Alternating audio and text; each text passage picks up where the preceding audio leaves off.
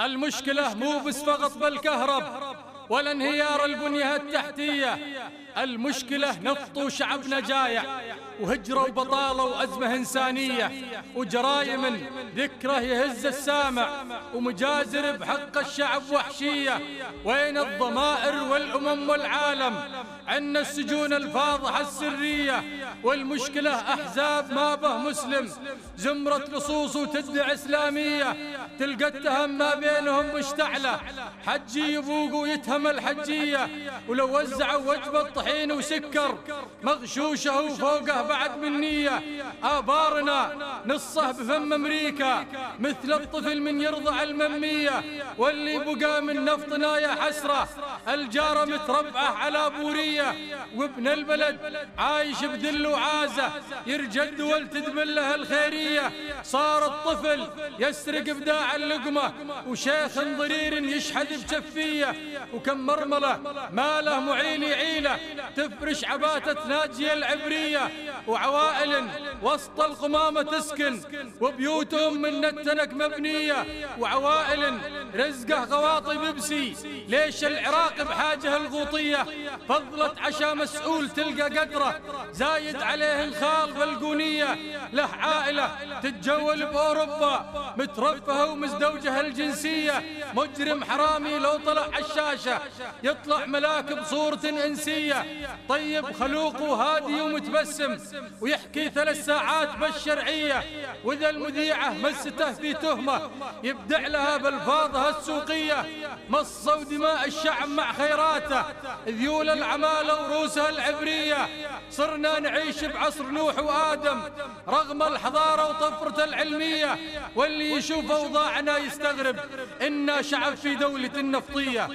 اللي يشوف أوضاعنا يستغرب إنا شعب في دولة النفطية. بؤس وشقاء وشعب الله يعينه قضى حياته شايل الدبية، لا ماء لا كهرب ولا زراعة، وفوق الدمار أحوالنا الجوية، حر وقحط أرض وجفاف شامل وعواصف طول السنة رملية، صرنا بلد معدم نية خدمة بلا أمان وخدمة صحية، أمراض مع إيدز وضع مزري، وضع أخطر من القنبلة الذرية، أطفالنا تشكي من المدارس فوضى وفساد وأزمة أخلاقية، وفيها انخفاض حاد في خبراته مع ازدياد بنسبة الأمية، يعني دمار رجالنا والأدهى وصل الحشيش لطالب الكلية، يعني دمار رجالنا والأدهى وصل الحشيش لطالب الكلية. يلعن أبو تحرير يهدم دولة ويفني شعب في كذبة الحرية، صار المواطن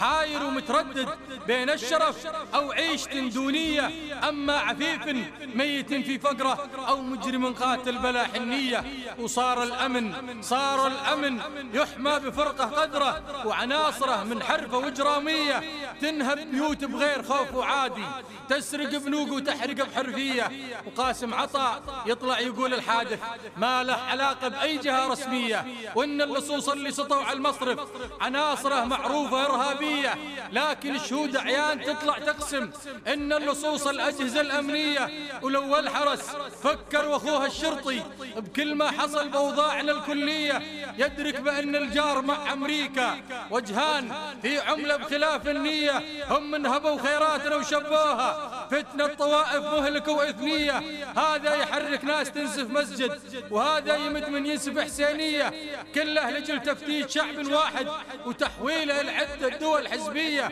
كل ما حدث تفجير وأمر درامي يتعلق بشماعة البعثية، أما العرب ما بين من يتفرج أو شامت إنما العدو في فيه، وما دامنا دولة نفط محتلة تلعب بأرضه وخيرها الهتلية، نصبح شعب للأجنبي مستعبد ولا تظل حشمة لنا وقدسية، وتاريخنا يشهد بأن الغازي من عادته يخاف الشعوب الحية، ولا خير فينا كان ما شلناها تلك الوجوه الكالحة الرجعية، أما نعيش أحرار في دولتنا أو موت عز بثورة شعبية، نشعل بأتراب العراق بثورة ونقلب عليهم عالية سفلية. وين الجنوب وين من نفخربه؟ شوخ الجنوب نعتزب طارية فيها عقل لو تنتفض من غيظه تحييها للعشرين والشعيبية.